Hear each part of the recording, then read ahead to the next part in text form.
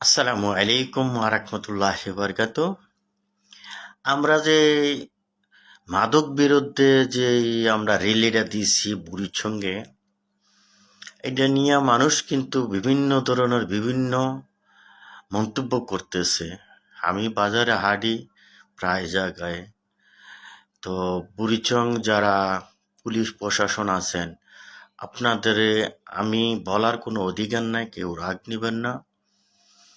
কিন্তু আপনারা নিজেরা যদি একটু তল্লাশি করতেন, কোথায় কোথায় মদ খায়, কোথায় কোথায় গাঞ্জা খায়, কোথায় বাবা খায়, আপনারা নিজেরা কারোর মারফতে এটা না নেওয়াটাই উত্তম। কারণ আমি বুড়িচং বাজারে প্রায় জায়গায় তো আমি ঘুরি। তো ঘুরতে গেলে দেখলাম সবাই বলতেছে আমরা যে র্যালিটা করেছি মাদক বিরুদ্ধ, না আমাদের সাথে নাকি এই মাদক বিরুদ্ধ লোক ছিল বা আছে এরকম।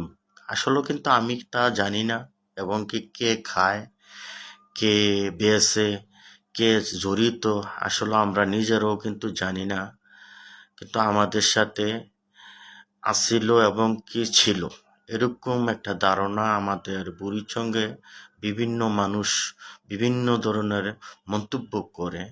তো আমরা তো মন্তব্য করতে পারি না, কারণ আমরা চাই বাংলাদেশ মুক্ত, মাদক মুক্ত চাই, দেশ চাই। আমাদের মাননীয় তারেক রহমানও চায় বাংলাদেশ মাদক মুক্ত দেশ চায়। বাংলাদেশের সকল ২০ কোটি মানুষ আমরা একত্রে যাতে আমরা কাজ করতে পারি, এটি চায়। তো ভালো থাকবেন। ওকে, আসসালামু আলাইকুম ওয়া রাহমাতুল্লাহ।